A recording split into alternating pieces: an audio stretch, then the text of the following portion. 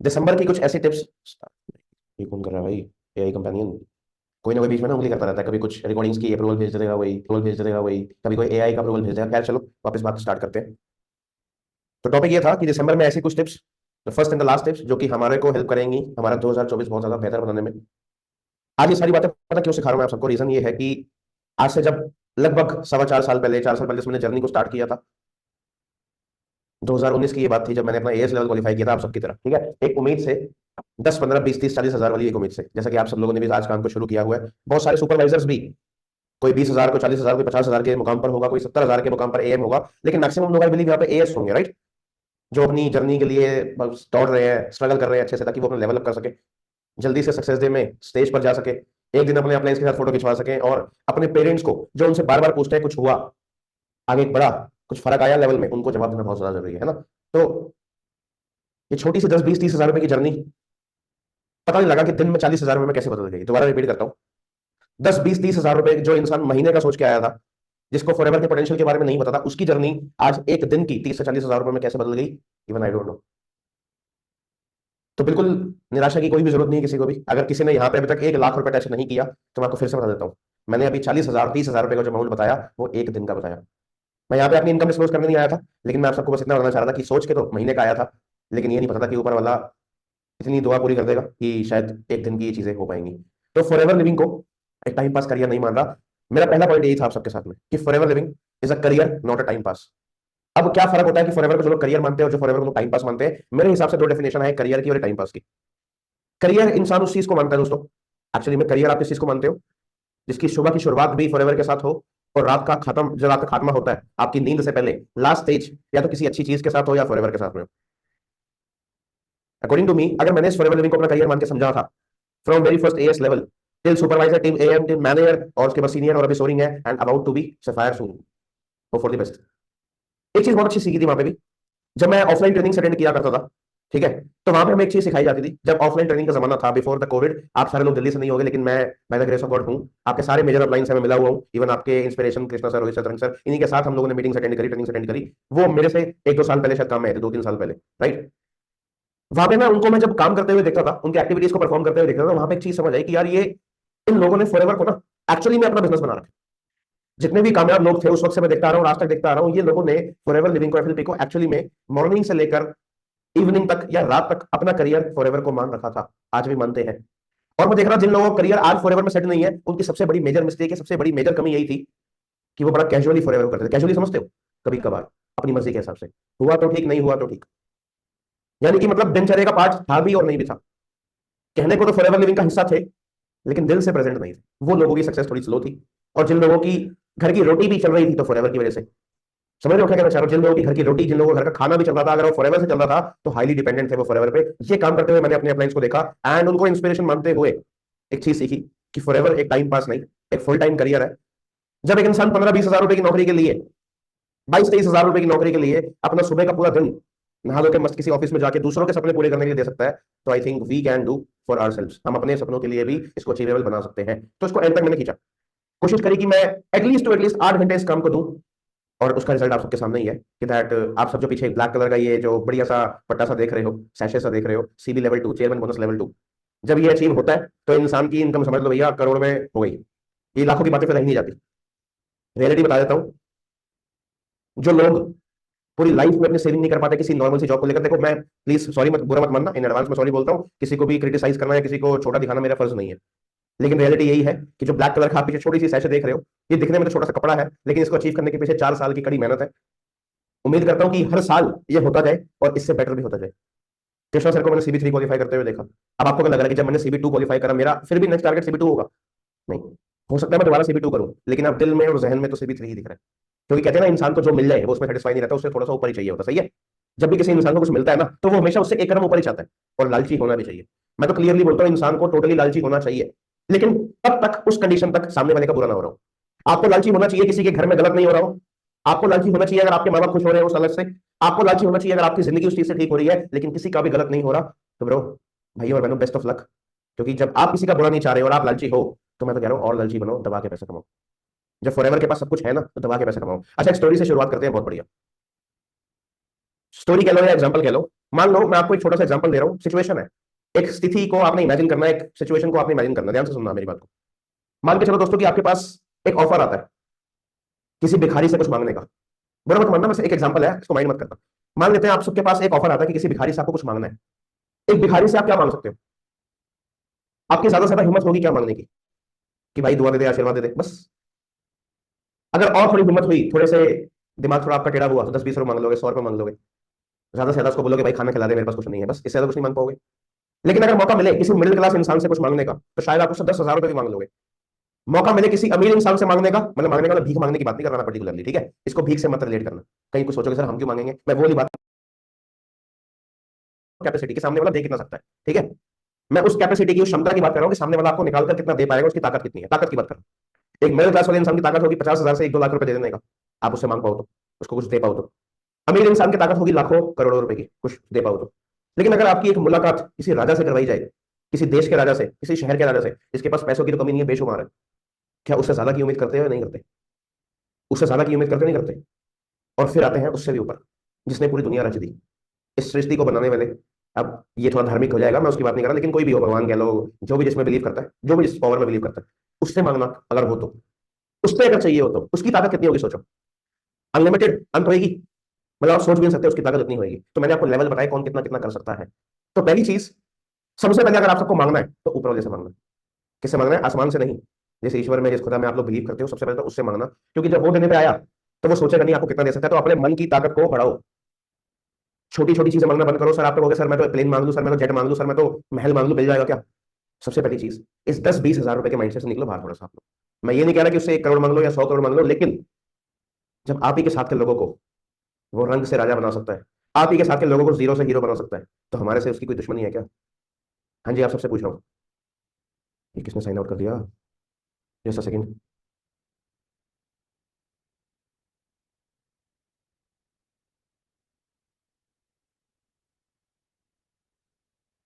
1 minute दीजिए, उसमें किसी ने साइन आउट कर दिया था। परफेक्ट, खैर कोई बात नहीं। हाँ जी, तो बात ऐसी हो रही थी, बात ऐसी हो रही थी कि जो टॉपिक मैंने आप सबसे बताया कि देख, राजा से कितना मांगना है, भगवान से कितना मांगना है, खुदा से कितना मांगना है, तो इसमें लिमिट मांगना छोड़ दो, ठीक है? 10-20 हजार रुपए के माइंडसेट से बाहर निकलो, क्योंकि शायद मैं 20 हजार रुपए का सोच के आया था, लेकिन मैंने अपने साथ एक चीज बहुत अच्छी करी। जैसे ही 15 हजार रुपए आया, तो मांगना शुरू किया 30 हजार रुपए। जैसे ही 30-40 हजार रुपए टच किया, उम्मीद करनी शुरू कर दी 50-60 हजार रुपए की। जब 60-70 हजार रुपए आए तो और अच्छी उम्मीद कर दी। लेकिन एक चीज बहुत अच्छी करी कि मैंने कभी भी छोटा नहीं सोचा या बैकवर्ड कभी नहीं सोचा कि यार आगे नहीं आया तो, कंपनी बंद हो गई तो, भाग गई तो, हमारी लीड्स खराब हो गई तो, ऐसे थॉट्स कभी मेरे माइंड में आज तक कभी आए और ना कभी आएंगे। आपको रियलिटी बताऊं, जब मैंने भी थोड़ी देर पहले कहा कि मैंने अपने अपलाइंस को देखा कि वो लोग जब काम कर रहे थे तो वो ऐसा काम कर रहे थे कि उनकी दाल रोटी फॉरएवर से चल रही थी। ये सच्चाई मेरे साथ भी है।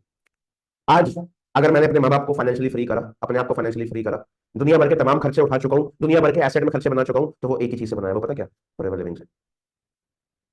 एक ही मेरे पास सोर्स ऑफ इनकम है, सिंगल सोर्स ऑफ इनकम पे टोटली डिपेंडेंट हूं मैं फॉरएवर लिविंग के साथ में। इसके अलावा मुझे बीच में बहुत सारी जिंदगी में अलग अलग लोगों ने मौका मारने की कोशिश करी। कुछ है एफिलिएट मार्केटिंग लेके कि भाई ये कर लो वो कर लो, कुछ है क्रिप्टो करेंसी के ऑफर्स लेके, पता है क्रिप्टो करेंसी क्या होती है, ट्रेडिंग वगैरह वाले, उसके ऑफर्स लेके आए। कुछ कहने आए कि भाई ये सब छोड़ रियल एस्टेट में कर ले। कुछ लोग हमें डायरेक्टली नहीं बोलेंगे, हमारे माँ बाप को डायरेक्टली बोलेंगे कि बेटे को सब ये सब छुड़वा दो, बेटी ये क्या कर रही है, उसको बोलो कोई अच्छे करियर पे ध्यान दे। लेकिन मैं हर एक इंसान से सवाल पूछता हूँ, जिस भगवान की, जिस खुदा की आप पूजा करते हो, जिसको भी आप मानते हो, जिसकी भी आप इबादत करते हो, अगर कोई तीसरा इंसान, कोई अनजान इंसान आके बोल दे कि बेटा भगवान शिव में विश्वास रखता है, छोड़ दे, नहीं होते भगवान शिव, राम में विश्वास रखता है, छोड़ दे, अल्लाह में विश्वास रखता है, छोड़ दे, मान जाओगे क्या? ये और नो? कोई एक तीसरा इंसान आपके पास आता है कि जिस भी ताकत में आप बिलीव करते हो उसको छोड़ दे, क्योंकि ये सब नहीं होता है। और तुमने कहा हाँ भाई ठीक है, ये सब नहीं होता है, मैंने मान लिया और आज से मैं छोड़ दूंगा, मान जाओगे? नहीं मानते, है ना? तो वैसे ही उस हिसाब से अपने काम की पूजा भी करना जरूरी है, क्योंकि एक मूवी में मैंने एक बात सुनी थी शाहरुख खान की, धंधे से बड़ा कोई धर्म नहीं होता। इतना भी बड़ा नहीं मानता मैं धंधे को कि धर्म से बड़ा हो जाए, लेकिन धर्म के बराबर धंधा जरूर हो सकता है, क्योंकि उसने साथ दिया मेरी जिंदगी बनाने में, लेकिन खाना दिया मुझे मेरे धंधे ने। आज अगर मैं कपड़े पहन के बैठा हूं तो मेरे धंधे की वजह से, कल रात का खाना खाया तो वो मेरे काम की वजह से, मेरे माँ बाप की अच्छी हेल्थ मेंटेन कर पाया तो वो मेरे काम की वजह से। तो ऐसा कैसे मैं किसी की बात को मान लूं और किसी काम को छोड़ दूं? कोई भी तीसरा इंसान मेरी जिंदगी में आएगा और एक पॉइंट बोल के जाएगा और हम मान जाए इतने कमजोर अभी नहीं हुए, और वादा करवाओ अपने आप से कि इतना कमजोर कभी बनना भी नहीं है लाइफ में। तो ये था forever is your career, not a part time. कोई टाइम पास हरकत नहीं, कोई जिंदगी में दूसरा ऑप्शन नहीं। जो लोग मेरे से कभी बार पूछते हैं कि सर आपकी सक्सेस का क्या राज है, सबसे पहला राज मेरी तरफ से यही है कि मैंने पूरा सरेंडर किया फॉरएवर को। अगर आज मेरे पास पैसों का कोई सोर्स है दैट इज फॉरएवर लिविंग, इसके अलावा मेरे पास कोई भी सोर्स नहीं है, ना तो कभी होगा। क्या आप सब ये चीज को फॉलो कर सकते हो? पहली चीज, किसी के बहकावे में नहीं आना। और दूसरी चीज, फॉरएवर के अलावा आपकी जिंदगी में कोई सोर्स ऑफ इनकम ना तो कभी होना चाहिए, और अगर अभी है तो उसे हटा दो। हो सकता है फॉरएवर के अलावा आप किसी भी चीज से घर चल रहा हो, लेकिन अगर इस पर ट्रस्ट कर लिया तो घर चलाने से ज्यादा घर बनाने पर ध्यान दोगे, नई नई एसेट्स बिल्डिंग पर ध्यान दोगे, नई नई जमीन प्रॉपर्टी खरीदने पर ध्यान दोगे। और ये बातें मैं सिर्फ हवा में नहीं बोल रहा, ये सारी बातें मैं अचीव कर चुका हूं। अभी उसी घर को छोड़ के आ रहा हूँ पीछे, मतलब छोड़ के नहीं आ रहा, बेच के नहीं आ रहा, अभी उसी घर को बंद करके लॉक करके आ रहा हूँ, जिसके लिए मैंने करोड़ों रुपए खर्च किए हैं, एंड वही इनकम जो मुझे फॉरएवर से नसीब हो रही है, उसकी ईएमआईज भी फॉरएवर से जा रही है। अच्छा, आप सब लोगों को एक अजीब दास्तान बताता हूँ। मेरा सुपरवाइजर लेवल होने ही वाला था, लगभग 22 सीसीज मैंने क्वालिफाई कर ली थी सितंबर 2019 में, और just about to be complete मैं सुपरवाइजर था। एक इंसान का मुझे फोन आता है, वो किसी और एमएलएम कंपनी से होता है। मुझे नहीं पता पहली बात तो इन लोगों को मेरे नंबर कहां से मिल जाते हैं, या आप लोगों के नंबर कहां से मिल जाते हैं, लेकिन कहते हैं ना कि जिसकी नीयत खराब होती है ना, वो कहीं से भी किसी को पकड़ के ले आता है। मुझे आज तक किसी दूसरे एमएलएम का नंबर नहीं मिला, मैं सच बता रहा हूं रियलिटी में। पूरी लाइफ में लगभग मुझे 5 साल होने वाले एफएलपी करते हुए, मैंने कभी किसी दूसरे लीडर को अपनी तरफ से आज तक जिंदगी में ये नहीं कहा कि भाई तू अपनी कंपनी छोड़ के मेरे साथ आ। अगर उसने पूछा तो मैंने कंपैरिजन दिया, तब भी बुराई नहीं करी मैंने किसी और इंडस्ट्री की। लेकिन मैंने एक चीज देखी है कि जिनके पास काम धंधा नहीं होता ना, जिनके पास कोई सोर्सेस नहीं होते, जिनके पास कोई लीड्स नहीं होती, ऐसे एफिलिएट मार्केटिंग वाले, ऐसे एमएलएम लोगों को शिक्षा दी जाती है, ट्रेनिंग दी जाती है कि एफएलपी के लोगों को जाके काटो। काटने का मतलब वो सी वाला नहीं, इनके लोगों को जाके कोचिंग करो। कोचिंग समझते हो? कि जाके इनको अट्रैक्ट करो अपनी कंपनी की तरफ फॉरएवर छोड़ सके। और यही हुआ मेरे पास सेकंड मंथ में, जब मेरे पास कॉल आती है।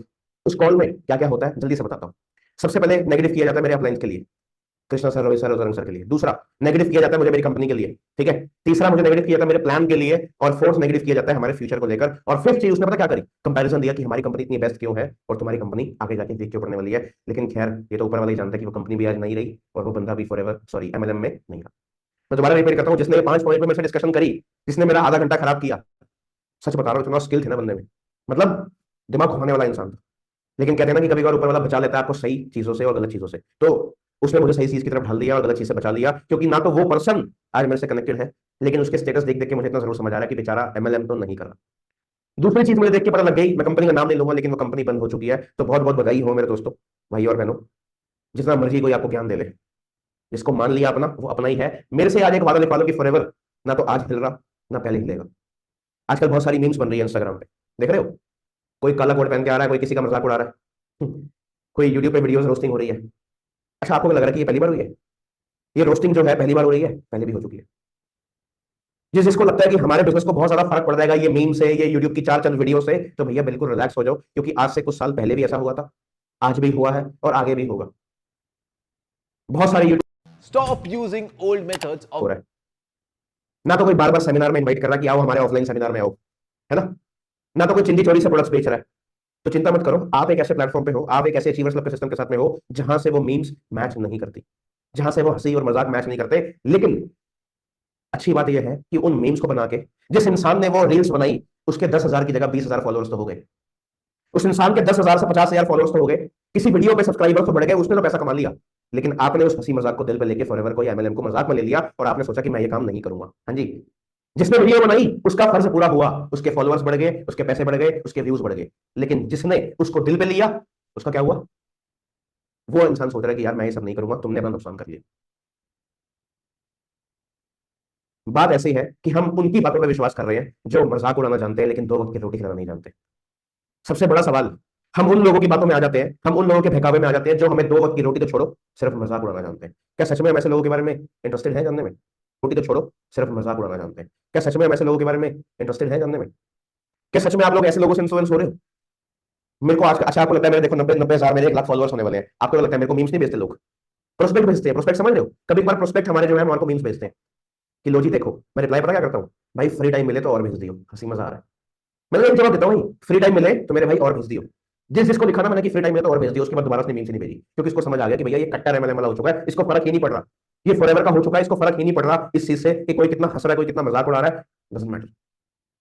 कोई कितना पिरामिड स्कीम बोल रहा है, कोई कितना ओवर प्राइस बोल रहा है, कोई कितना फेक चीजें बोल रहा है, आई डोंट केयर।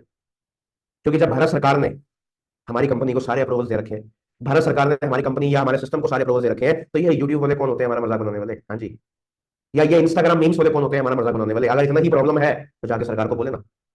ये वो लोग मीम क्यों नहीं बनाते जिन हॉस्पिटल में स्कैम्स होते हैं, जब इंसान को मार दिया जाता है और 2 दिन बाद उसके घर वालों को बताया जाता है कि आपका बंदा नहीं रहा, किसके लिए? स्कैम के लिए। ये उनके ऊपर मीम्स क्यों नहीं बनाते जब किसी की डिग्री बिकती है 3 लाख रुपए के ऊपर, 4 लाख रुपए के ऊपर, और बंदा डिग्री लेके जाता है? ये उनके ऊपर मीम्स क्यों नहीं बनाते जब एक डॉक्टर फर्जी डॉक्टर बन जाता है, किसी की जान के साथ खेल लेता है, किसी रियल एस्टेट में स्कैम हो रहा है, टेलीकॉम में स्कैम हो रहा है, ये इनके ऊपर क्यों नहीं मीम्स बनाते? और इस दुनिया में खाने पीने से लेकर हर चीज में मिलावट है, ये उनके ऊपर मीम्स क्यों नहीं बनाते? क्योंकि इनको पता है कि वो कंपनी इनकी बैंड बजा देगी, घर से उठा के ले जाएगी इनको। और फॉरएवर इतनी शांत है कि एमएलएम वाले गुंडागर्दी पे नहीं आते। एमएलएम इज नॉट गुंडागर्दी।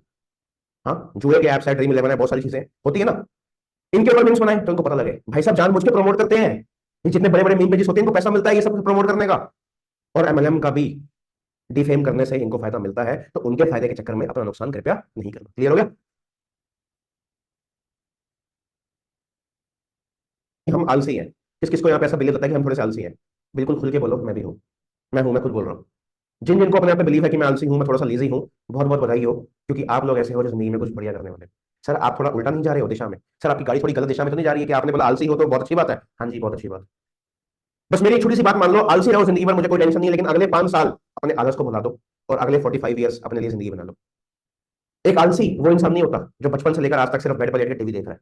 मेरे हिसाब से आलसी की डेफिनेशन पता क्या है? अकॉर्डिंग टू मी, मैं अपने हिसाब से एक आलसी की डेफिनेशन बताऊं आपको। एक आलसी इंसान मेरे हिसाब से वो इंसान होता है जो थोड़ा सा वक्त बहुत ज्यादा मेहनत कर लेता है, कुछ वक्त बहुत ज्यादा हार्डवर्क करने के लिए तैयार होता है, ताकि उसकी आगे की जिंदगी बहुत ज्यादा कंफर्ट में जा सके। ऐसे वाला आलसी कौन कौन बनना चाहता है? अभी तक तो आपकी डेफिनेशन ये थी कि जिंदगी भर आलसी बनने वाला, वो ले आलस की बात नहीं कर रहा मैं, उस लेजीनेस की बात कर रहा हूं जहां पे एक इंसान अपने आप से कमिटमेंट करता है कि पूरी जिंदगी धंधा नहीं करना, पूरी जिंदगी मेहनत नहीं करनी, लेकिन कुछ साल मेहनत करने के लिए तैयार है, लेकिन आगे की लाइफ कंफर्ट में चाहिए। चलो, अब नींद खोलो थोड़ी सी। अब थोड़ी नींद से बाहर आ जाओ। कितना सुकून मिल रहा है ये सोच के कि हाँ थोड़े साल मेहनत और बाकी की सारी जिंदगी आराम। मजा आ गया सुन के? सुन के मजा आ रहा है? अब थोड़े से नींद से बाहर निकलो, सपनों से जाग जाओ, क्योंकि मैंने कहा था अगले 5 से 10 साल बहुत ज्यादा मेहनत और आगे की जिंदगी में कंफर्ट। बिल गेट्स ने एक बात बोली थी कि मैं पसंद करता हूं आलसी लोगों को अपनी कंपनी में नौकरी देना। सुना किसी ने बात? मैं बताता हूं इसका मतलब क्या था। कुछ लोग गलत ले जाते हैं इस चीज को। उन्होंने ये बोला था कि मैं चाहता हूं कि मेरी कंपनी में आलसी लोग आए, वो लोग नहीं जो सिर्फ बैठे रहते हो, वो लोग जो काम करने का सबसे आसान तरीका ढूंढना जानते हो। ऐसे आलसी लोग जिनको काम करने का शॉर्टकट पता हो। ऐसे आलसी लोग जो, अच्छा आपने आलसी लोग की डेफिनेशन बताता हूँ। बहुत ज्यादा हार्डवर्किंग पर्सन होगा ना, तो वो नॉर्मल तरीके से ही काम करेगा जैसे पूरी दुनिया कर रही होती है, लेकिन लेजी दिमाग पता कैसा होगा कि काम तो करना ही करना है, लेकिन आसान तरीके से। मैं आपको एक चीज बता देता हूं कि जो मैं आपसे लेजीनेस की डेफिनेशन मांग रहा हूं वो मेरे हिसाब से ये है कि नेक्स्ट 5 to 7 ईयर्स अगर आप लोगों का हार्डवर्क ऐसा रहा कि नेक्स्ट 20 से 40 साल आप लोगों को कंफर्ट रहे तो कैसा रहेगा? लेकिन अगर आप चाह रहे हो कि 30 से 50 साल आपके कंफर्ट में रहे मेरे भाई, तो सिंपल सा आपको करना ही पड़ेगा कि नेक्स्ट 5 ईयर्स के लिए फॉरएवर को पूरा सरेंडर कर देना पड़ेगा। 26 आने वाला है सर, अभी तो 2024 शुरू नहीं हुआ, पहले 26 की बात कर रहे हो, ज्यादा दूर नहीं है। 24 आ गया तो 26 भी आ जाएगा। रिसर्च ये कह रही है कि आने वाले अपकमिंग ईयर्स में 25, 26 और 27, 2030 तक एमएलएम का सबसे खूबसूरत समय होगा। खूबसूरत समय समझते हो? सबसे बूम का टाइम होगा, सबसे हाई पीक टाइम होगा। अब देखो कहते हैं कि जब गंगा बहती हो ना तो हाथ धो लेने चाहिए, बहती गंगा में हाथ धो लेने चाहिए। सुनिए ये डायलॉग। छोड़ दो गंगा जी को, एक काम करते हैं, फॉरएवर 2026 में बूम होने वाला है, फॉरएवर 2024-25 में बूम होने वाला है, 2030 तक बहुत बड़ा बूम होने वाला है। ऐसा नहीं कि उसके बाद रुक जाएगा, लेकिन दोबारा सुन लो, हर किसी धंधे का एक खूबसूरत टाइम आता है, हर किसी बिजनेस का सबसे पीक टाइम आता है। अब आपके पास दो चॉइसेस है, आप सबको मैं दो चॉइस देता हूँ। आप सबके पास यकीन मानना दो चॉइसेस है। जो धंधा इस दुनिया का सबसे बड़ा बनने वाला है, वन ऑफ द बिगेस्ट, सबसे बड़ा नहीं, सबसे बड़े धंधे में से एक बनने वाला है, उसमें दर्शक बन के जीना चाहोगे या उसका हिस्सा बन के पैसा कमाना चाहोगे? दोबारा रिपीट करता हूं, जो धंधा अगले कुछ सालों में one of the top industries में जाने वाला है, one of the best industries में जाने वाला है, आप या तो उसका हिस्सा बन के पैसा कमा सकते हो, या फिर दर्शकों की तरह, ऑडियंस की तरह उसको देख सकते हो या उसका मजाक उड़ा सकते हो। क्या करना चाहोगे आप लोग? ये जितने भी इंस्टाग्राम पे मीम वाले हैं वो सिर्फ दर्शक है, हिस्सा है, सॉरी व्यूअर्स है, ऑडियंस है। जो लोग सिर्फ देख रहे हैं, काम नहीं कर रहे हैं, वो सिर्फ ऑडियंस है। मैं ये तो नहीं कह रहा कि पूरी दुनिया फॉरएवर करेगी, एमएलएम करेगी, लेकिन हमें दुनिया से क्या मतलब, हमें तो अच्छा चाहिए ना। अगर कोई दुनिया में कबाड़ी का काम कर रहा है तो आप भी करोगे? देखो शायद बुखार भी नहीं देता होगा आज के जमाने में, जो इस कलयुग में हम लोग जी रहे हैं ना मेरे भाई, आज के डेट में कोई फ्री में किसी को अपना बुखार भी नहीं देता। मतलब बीमारी है तो वो भी आपको ट्रांसफर नहीं की जाएगी, वैसे तो होती नहीं है, लेकिन सिर्फ एक कहावत है कि 1 रुपए छोड़ो कोई किसी को अपना बुखार भी देने को राजी नहीं है। सही है? तो कोई कंपनी कैसे आपको फ्री में पैसा देगी? अच्छा मैं मंदिर गया, गुरुद्वारे गया, चर्च गया, हुआ ये कि देखना था, पूजा करनी थी, इबादत करनी थी, सिमरन करना था, नहीं किया, प्रेयर करनी थी, नहीं किया, लेकिन वापस घूम के आ गया और फॉर्मेलिटी के लिए सिर्फ एक आंसर दे दिया, डन। ऐसे ही कुछ फॉर्मेलिटी जब नेटवर्क मार्केटिंग में लोग अपने अपलाइंस को दिखाने के लिए करते हैं ना कि सर मैंने आज 50 कॉलिंग करी, मेरी एनरोलमेंट नहीं आई, या आज मैंने 50 कॉलिंग करी, सर मेरी एनरोलमेंट 2 ही आई। एक्चुअली में आगे से ज्यादा लोग अपने धंधे के साथ झूठ बोलते हैं। चलो एग्जाम्पल कैसा समझाता हूँ। बहुत सारे लोग यहाँ पे नए हैं, मैं अपनी टीम को अक्सर एग्जाम्पल देता हूँ, लेकिन आज आप लोग भी सुन लो। 4 सिचुएशन दे रहा हूँ, 4 कंडीशन समझा रहा हूँ, आपने अपने काम के साथ क्या करना है। अगर किसी ने पहले एग्जांपल सुना हो तो 5 मिनट के लिए बोर मत होना, लेकिन नए लोगों को सुनने दो, ठीक है। तो दोस्त आपने खोली है एक दुकान। क्या खोली आपने? एक दुकान। दुकान समझते हो? शॉप, जहां पे आप मस्त चेयर पे बैठे हो, बॉस चेयर में, और आप उम्मीद कर रहे हो कि मेरा कोई कस्टमर आएगा। सुबह से लेकर रात हो गई, आपकी कमर दर्द होगी कि यार हम घर चलते हैं, लेकिन एक निराशा है आपके अंदर कि मैंने जो दुकान खोली, मैंने जो पैसा लगाया, एक भी कस्टमर सुबह से लेकर रात तक नहीं आया। रीजन? दुकान ही खाली थी। उसने भगवान को कोसा कि हे भगवान, मेरे साथ क्या पाप हो रहा है, मैंने क्या गलत काम किए हैं, लेकिन पीछे मुड़ के देखा तो उसकी पूरी दुकान खाली थी। उस दुकान में एक भी सामान नहीं था, जिसके कारण कोई कस्टमर आया ही नहीं। कस्टमर को समझ नहीं आया कि आप काम क्या करते हो। उस आपकी दुकान पे आकर उसको मिलना क्या है, तो कोई आपकी दुकान पर आएगा क्या? नहीं आएगा। मैं बात करने जा रहा हूँ पर्सनल ब्रांडिंग की, मैं बात करने जा रहा हूँ आपकी प्रोफाइल की, मैं बात करने जा रहा हूँ आपकी स्किल्स की और आपके बात करने के तरीके को। आज कुछ लोगों का बात करने का तरीका पता कैसा है? एक कहते हैं ना, मतलब बिल्कुल ही, जब मैं कुछ लोगों को सुनता हूं तो उनको ये लगता है कि नेटवर्क मार्केटिंग में सिर्फ 2 CC करना इनफ है, आईडी लगाना इनफ है, एंट्री करना इनफ है। लेकिन मैं कहता हूं तुम्हें अपने आप को बदलना भी बहुत जरूरी होता है। किसी को कैसे बुलाते हैं मीटिंग्स में, नहीं पता। किसी के फॉलोअप कैसे लेते हैं सर, नहीं पता। किसी की क्लोजिंग कैसे करते हैं सर, नहीं पता। किसी को कॉल कैसे मिलाते हैं और इनवाइट कैसे करते हैं, कोई लेन देन नहीं है। तो सामने वाले को कैसे पता कि आप काम करके आ रहे हो? आपके पास कस्टमर नहीं है तो आपके पास सबसे पहले लीड्स नहीं है। इस नेटवर्क मार्केटिंग की सबसे पहली और बड़ी नींव पता क्या है हमारी, रॉ मटेरियल पता क्या है? दैट इज लीड्स का होना। और आज मैक्सिमम लोग इसी से कॉम्प्रोमाइज कर रहे हैं। एक वक्त था जब लोग खुद से 200 लीड मांगा करते थे मेरे से, सच बता रहा हूँ। सर 200 लीड चाहिए, मैंने कहा 200 कॉलिंग कर लोगे क्या? कह रहा हाँ सर कर लेंगे, कोई दिक्कत नहीं है। और आज कुछ लोग पता क्या कहते हैं कि सर 100 ही नंबर दे दो, इससे ज्यादा हमारी कैपेसिटी नहीं है। और कभी कभार उसको भी 4 से 5 दिन में खत्म किया जाता है। 6 6 दिन लगा देते हैं, 3 3 4 4 दिन लगा देते हैं लोग अपनी 100 लीड्स को यूज करने में। आप अपनी दुकान पर कस्टमर्स मांग रहे हो, नेटवर्क मार्केटिंग लीड्स मांगता है। लीड्स तैयार हैं आपसे बात करने के लिए, लेकिन आप तैयार हो जवाब देने के लिए? चलो नेक्स्ट एग्जांपल पे चलते हैं। किस्मत से आपके पास कस्टमर्स आ भी गए, किस्मत से आपकी दुकान पे कस्टमर्स आ भी गए, लेकिन अगर आपने उनसे बात ही नहीं करी या आप उनसे मुंह नहीं लगे, वो आपसे कुछ पूछ रहे हैं और आप उनको जवाब नहीं दे रहे, तो क्या आपकी कोई सेल होगी? कोई आपके पास पैसा आएगा? यस और नो? मेरा क्वेश्चन ये है कि मेरे पास कस्टमर्स तो बहुत सारे खड़े हो गए, मेरे पास दुकान पे लाइन लगी पड़ी है कस्टमर्स की, लेकिन मैं किसी से बात नहीं कर रहा, किसी का कोई जवाब नहीं दे रहा, कुछ बात पूछ नहीं रहा, बता नहीं रहा, तो क्या कोई भी सेल होगी, कोई भी प्रॉफिट होगा मेरे को सामने से? नहीं होगा। ऐसा ही हम अक्सर करते हैं अपनी लीड्स के साथ में। ऐसा ही अक्सर हम करते हैं अपनी लीड्स के साथ में कि खरीद के रख ली, लेकिन कॉल करके सामने वाले को इन्वाइट नहीं की। तीसरा एग्जाम्पल हम करते हैं कि कस्टमर आया दुकान पे, बात करी, लेकिन बड़े खराब तरीके से बात करी। वो हमसे कुछ सवाल पूछा लेकिन हमें उसका जवाब नहीं पता, वो हमसे कुछ इन्फॉर्मेशन मांग रहा है, हमें उसके बारे में नहीं पता, वापस मुड़ के चला जाएगा। तो अगर आपकी इन्विटेशन क्वालिटी बहुत खराब है, आपको इन्वाइट नहीं करना आता, आपको वीडियो नहीं भेजना आता, अर्जेंसी नहीं बनानी आती, तो बड़ी चांसेस है कि शायद आपका कस्टमर वापस लौट के जाए। ये भी तो हो सकता है। फोर्थ गलती, 10 कस्टमर आए थे लेकिन 5 से बात करी और 5 को धक्का दे दिया। चौथा एग्जाम्पल ये था कि दुकान पर 10 कस्टमर आए, 5 से बात करी और 5 को वापस मोड़ के भेज दिया। 5 से बात ही नहीं करी। ये एग्जांपल मैं तब दे रहा हूं जब 100 लीड्स खरीदी, काम किया 50 के ऊपर। फिर एक और झूठ आता है यही वाला कि सर हमने 100 लीड ली थी लेकिन हमारी एनरोलमेंट 2 ही निकली। तुम मेरी तरफ से 1000 लीड लेके देख लो, तुम 1 लाख लीड खरीद के देख लो, लेकिन डिपेंड क्या करता है कि आपने एक्चुअली में वीडियो कितने लोगों को भेजी सक्सेसफुली। तो जैसे कि मैंने बताया 10 लोग आए दुकान पर, 5 लोगों को वापस भेज दिया, तो गलती किसकी? मेरी। 100 लीड्स मैंने खरीदी, 100 लीड्स मैंने खरीदी और काम किया 30 के ऊपर, तो गलती किसकी? ऑलवेज मेरी। और ये नुकसान का जिम्मा हम किस पर डाल देते हैं? अपने अपलाइन के ऊपर, कि सर आपने जो लीड दी है वो वैसी है वैसी है। तो इन गलतियों को सुधार लेना। आपका पैसा वेस्ट पता कब होता है? जब आप या तो लीड्स पे पूरा काम नहीं करते हो या फिर उनको एक बार कॉल करके छोड़ देते हो। अच्छा, आप लोग जानना चाहते हो कि लीड्स का प्रॉपर मैनेजमेंट होता कैसे है? मैं आपको आज शेयर करता हूं। मेरे को एक छोटी सी टेक्निक पता लगी है, अगर फॉलो करना चाहो तो कर सकते हो, ताकि आप लोगों का पैसा बचे। अगर ये टेक्निक आप सबको काम करे तो इंस्टाग्राम पे मुझे कुछ टाइम बाद थैंक यू जरूर बोलना, ताकि मुझे पता लगे कि यार सच में फायदा हुआ आप सब लोगों का। तो नॉर्मली हम लोग क्या करते हैं, एक बार लीड्स का हमारे पास चार्ट्स आते हैं, हम काम करना शुरू करते हैं। निपटा दी, 100 लोगों को कॉल कर दिया, जिसने नहीं उठाया नहीं उठाया। आज से जिन लोगों ने कॉल नहीं उठाया उनको 2 बार कॉल करेंगे हम लोग। क्या करेंगे? जिन लोगों से बात हो गई वेल एंड गुड, जिन लोगों से बात नहीं हो पाई उनको सेकंड टाइम भी हम लोग कॉल करेंगे, ताकि वो लिस्ट दोबारा यूटिलाइज हो सके। अगर आपका सेकंड टाइम भी उसने फोन नहीं उठाया लीड ने, तो हैंड टू हैंड एसएमएस डाल दो। आज की डेट में एसएमएस फ्री ऑफ कॉस्ट होता है। मैं व्हाट्सएप मैसेज की बात नहीं कर रहा हूं, मैं बात कर रहा हूं एसएमएस की। फॉर एग्जांपल सामने वाले का नाम है जतिन, सामने वाले का नाम है राहुल, एग्जांपल जो भी है।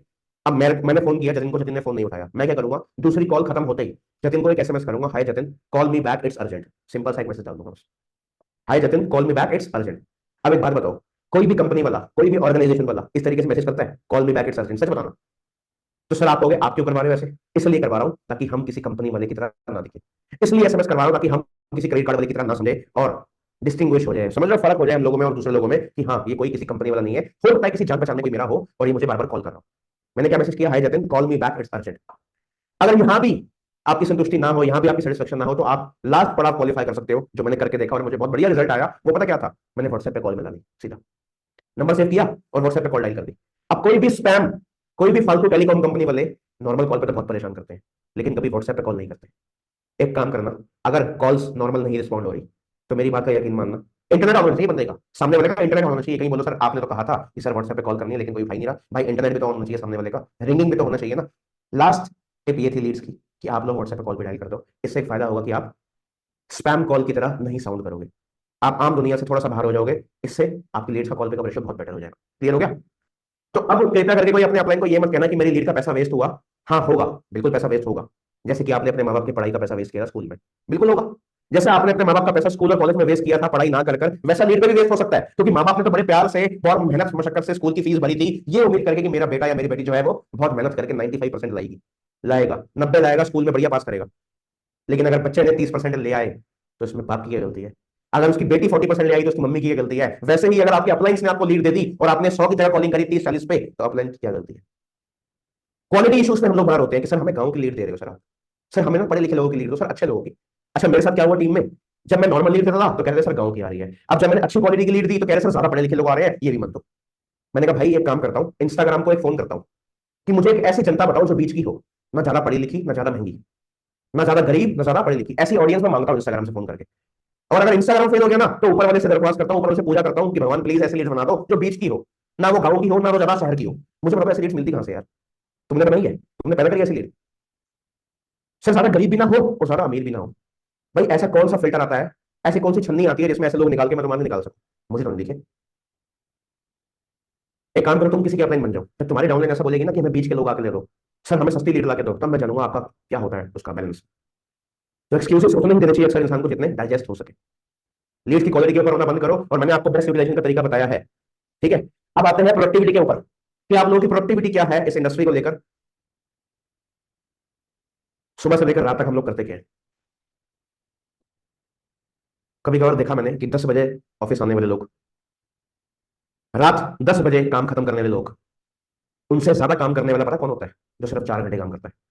चलो आपके स्कूल और आपके कॉलेज से आपको आसान तरीके से समझाता हूँ। आपके कुछ ऐसे दोस्त हैं जो जिंदगी में एंजॉयमेंट भी कर लेते हैं, पढ़ाई भी अच्छी कर लेते हैं, घूम फिर भी लेते हैं, माँ बाप को भी टाइम दे देते हैं, इंस्टाग्राम भी दबा के यूज कर लेते हैं। ऐसे लोगों को हम देखा है अपने स्कूल और कॉलेज में जरूर देखा होगा कि दुनिया भर की सारी चीजें कर लेते हैं। जब बात आती है ना घूमने की, ऑन टाइम, खाने पीने की ऑन टाइम, पढ़ाई की ऑन टाइम, हम सारा सोचते हैं कि यार ये घूम भी लेता है, ये सारी मौज मस्ती भी कर लेता है, पढ़ाई भी कर लेता है, चक्कर क्या है यार इसका? और आपने अपने कुछ अपलाइंस को भी देखा होगा ये चीज करते हुए कि वो अपनी लाइफ को एंजॉय भी कर रहे हैं और पैसा भी अच्छा कमा रहे हैं। नोटिस किया? किसी ना किसी अपलाइन को जरूर देखा होगा। वो अपनी मीटिंग्स भी खत्म कर लेता है, वो अपनी टीम से बात भी कर लेता है, क्लोजिंग भी कर लेता है। फर्क क्या हुआ?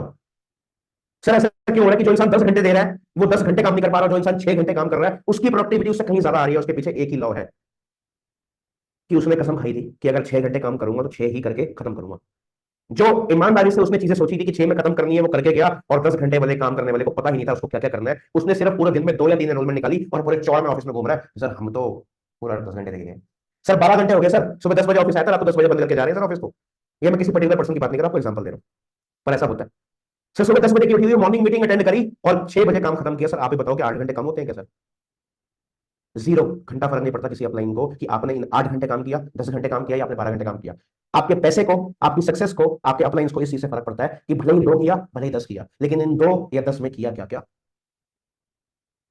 2 एनरोलमेंट निकाल के पूरे दिन आराम तो नहीं कर लिया, एक मॉर्निंग मीटिंग अटेंड करके पूरे दिन आराम तो नहीं कर लिया। ये होती है हमारी प्रॉब्लम, जो कि मैं एमएलएम में आपको बता रहा था कि नेटवर्क मार्केटिंग की सबसे बड़ी समस्या यही है, थोड़ा सा करते हैं और लगता बहुत ज्यादा है।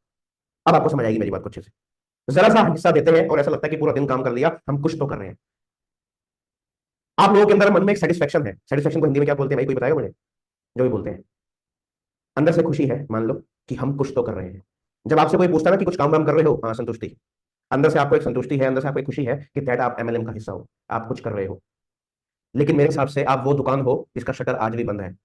जो लोग 2 सीसी करने के बाद आराम कर रहे हैं, जो लोग पूरा दिन में सिर्फ 1 घंटा आधा घंटा जरा सा काम करके छोड़ देते हैं, मेरे हिसाब से तुम वो दुकान हो जिसका शटर आज भी बंद है। आप समझ आ गया एग्जाम्पल? आप वो फैक्ट्री हो जिसके गेट पे आज भी ताला है। सर आपने कनाडा जाने का प्लान कैंसिल, बताते हैं भाई इसके बारे में, टेंशन ना लो, बाहर में क्या कनाडा, अपने को नहीं जाना भैया, इंडिया से, इंडिया में इससे बढ़िया कमा लेंगे, मुझे क्या जरूरत है कनाडा जाने की। हाँ जी, कौन सी फैक्ट्री हो आप इसका शटर आज भी बंद है, इसके गेट पे आज भी ताला है? या फिर वो फैक्ट्री हो या फिर वो दुकान हो जिसका शटर खुलते ही बंद हो जाता है? ऐसे इंसान के पास पैसा आएगा क्या? ऐसे इंसान के पास पैसा आ सकता है क्या? तो दोस्त, ये सेटिस्फेक्शन को, ये संतुष्टि को, ये खुशी को अपने से दूर करो कि हाँ हम कुछ तो कर रहे हैं, तुम कुछ नहीं कर रहे। क्योंकि अंत में पैसा सीसी के ऊपर आता है, अंत में पैसा आपकी परफॉर्मेंस के ऊपर आता है। तो मैंने बहुत सारे लोगों को अक्सर देखा है 6 घंटे में भी सारा काम निपटाते हुए। एक दिन मैं गलती से ऑफिस लेट आ गया था। जनरली मैं सब हो जाता है कि मैं ऑफिस कई बार लेट आ जाता हूँ छोटे मोटे काम की वजह से, क्योंकि मैं अपने नए घर में थोड़ा सा काम में बिजी रहता था, थोड़ा सा ना, नया घर बनता है तो आपको पता 10 चीजें होती हैं, राइट। एक दिन आया मैं 6 बजे ऑफिस। मेरा मन नहीं मानता कि मैं ऑफिस आऊँ, सच बता रहा हूँ लिटरली। अगर आपको कभी लगे ना कि यार आज तो पूरा दिन खराब हो गया, आप क्या काम करूंगा, मैं अपनी स्टोरी से आपको लेट करवाता हूँ। एक दिन 6 बजे ऑफिस आया। कोई काम करने का वक्त होता 6 बजे नहीं होता ना। मुझे सुबह शुरू करना चाहिए था 12 बजे, 1 बजे, मैक्स 2 बजे, लेकिन मैं ऑफिस ही आया 6:30 बजे। उसके बाद आधा घंटा और वेस्ट किया, 7 बज गए। अब पता है कि 10 बजे तक लोग सोने की तैयारी करेंगे, पता है कि लोग 11 बजे तक सोने की तैयारी करेंगे, अब क्या ही करूंगा। लेकिन आपको यकीन दिलाता हूँ, उस 7 से 10 बजे के बीच में मैंने 7-8 क्लोजिंग निपटाई। रिपीट करता हूँ, जो पूरे दिन में मैं नॉर्मली 8 क्लोजिंग कर पाता हूँ या 6 से 7 क्लोजिंग कर पाता हूँ, वो उसी टाइम पीरियड में मैंने खत्म करी। क्योंकि उस दिन मैं घर से सोच के आया था कि चल आज करके देखते हैं कि 7 से 10 के बीच में काम होता नहीं होता। 7 बजे से लेकर 11 के बीच में काम हो पाता नहीं हो पाता। शाम 7 बजे काम को शुरू किया, 11 बजे खत्म किया, और इसी के अंदर 8 लोगों से क्लोजिंग करी, 3 मैनेजर से बात करी और कुछ टीम के लोगों से बात करी। वरना ये मेरी प्रोडक्टिविटी कभी कभार एक दिन की होती है। अब आपने फर्क देखा? चाहा तो 3 घंटे में काम निपटा दिया, और ना चाहा तो साला सुबह 10 बजे से लेकर रात के 10 बजे तक सिर्फ फैल के बैठा रहा और अपलाइन को दिखा दिया कि हाँ देखो भैया मैं मॉर्निंग मीटिंग कर रहा हूँ, टाइम 100 पे आया हूँ और मेरी प्रोडक्टिविटी है, देखो। सर आपने प्रोडक्टिविटी की तो अच्छी बात करती, लेकिन ये तो बता दो ऐसा होता क्यों है? हमारा समय कहाँ निकल जाता है हमें पता क्यों नहीं लगता?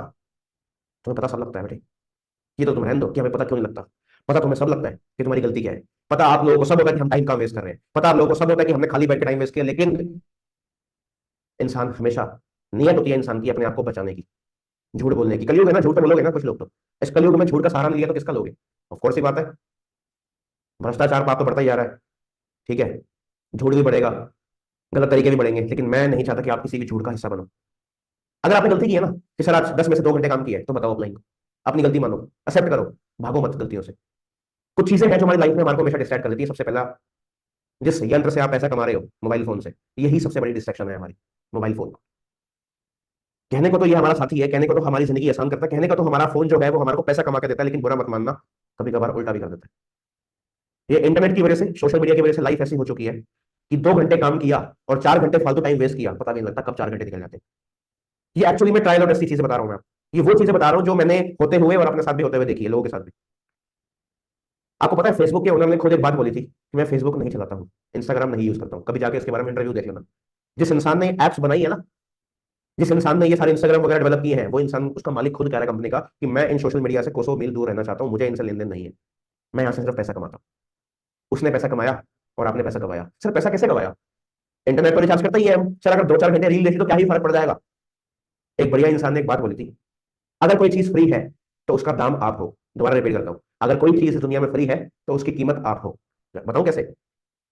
इंटरनेट फ्री है, हाँ जी, इंटरनेट फ्री है, मोबाइल चार्जिंग में भी कोई दिक्कत नहीं है, फ्री ही तो हो गया एक तरह से। लेकिन उसकी कीमत आप अपने समय से अदा करते हो, आप अपने माइंड से उसको देते हो, आप अपने फोकस से उसको देते हो। कैसे?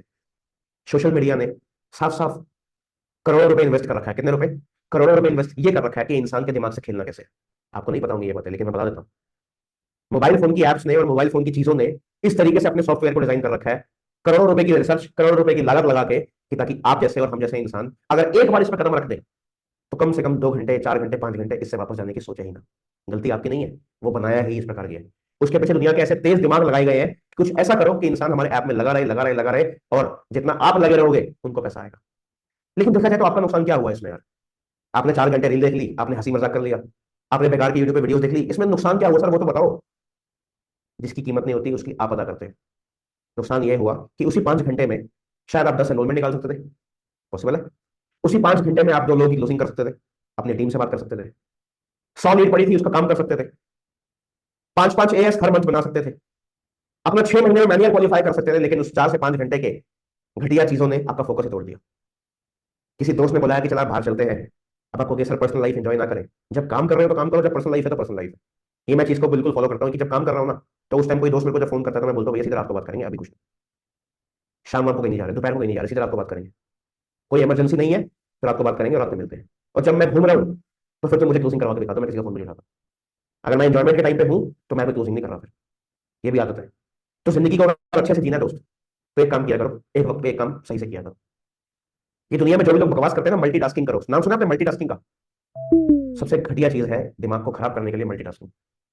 एक बारी जब एक काम पे पूरा मन लगा दिया तो देखना वो कितना अच्छे से होगा, जब दूसरे काम पे लगा दिया तो वो कितना अच्छे से होगा। और last tip from my side, ये सोशल मीडिया की मैं ज्यादा बड़ी बात नहीं करी, लेकिन आपको एक बात बता रहा हूँ, ये ड्रग्स से ज्यादा बुरी चीज हो चुकी है इस टाइम पे। किसी गलत नशे से ज्यादा बुरी चीज है ये, लिटरली बता रहा हूँ।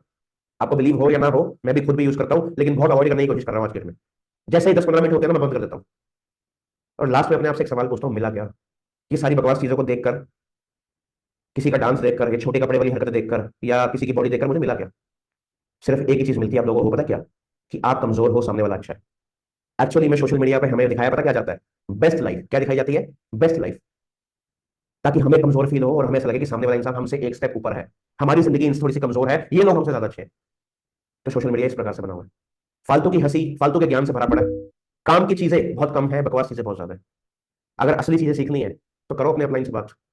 यूट्यूब पे अच्छी अच्छी वीडियोस है, और दुनिया भर का भंडार है बुक्स के अंदर, किताबों के अंदर। अगर हिम्मत है तो पढ़ लो। मैंने अभी थोड़ा सा कम कर दिया है बुक्स कर, मतलब बुक्स में अभी नहीं पढ़ रहा, लेकिन पहले बहुत पढ़ा करता था जब मेरी आदत अच्छी थी।